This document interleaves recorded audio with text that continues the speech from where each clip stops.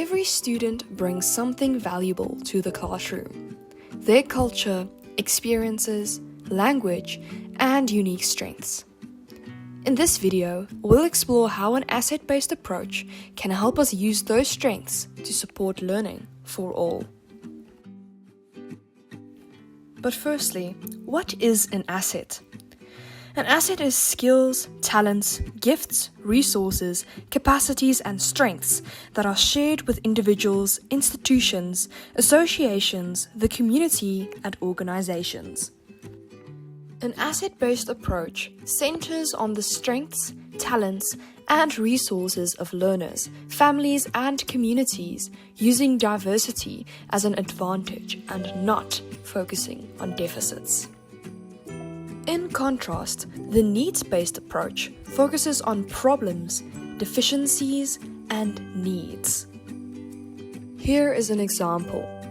Thandi is a 9-year-old girl who often gets distracted in class and has trouble staying focused on written assignments.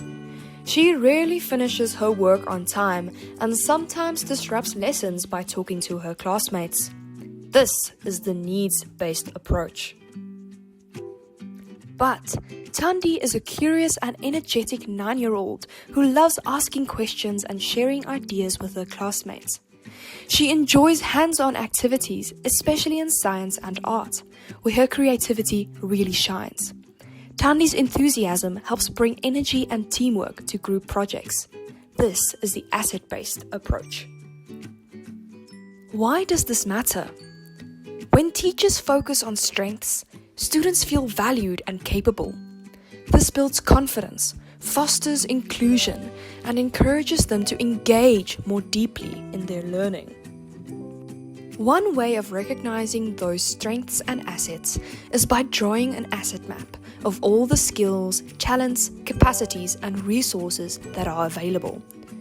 An asset map should include capacities from local institutions and NGOs, and the talents and gifts of individuals.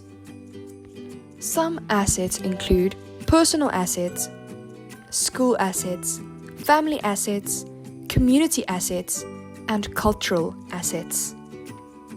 But how do we use it? When we connect lessons to what students love, like sports, music, or gaming, they become more motivated. It helps them see how their passions relate to what they're learning. Language is a strength. Encouraging students to use their home languages in class activities shows that all languages have value, and it supports both identity and learning. Lastly, use students' cultural backgrounds as a learning asset. For example, we can invite students to share stories, traditions, or perspectives from their culture. This turns diversity into a classroom resource and builds cultural understanding.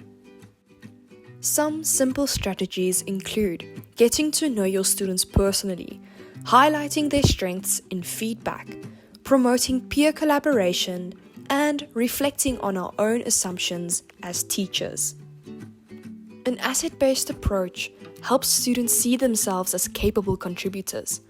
When they feel seen, respected, and valued, their learning and confidence thrives. Every student has a gift.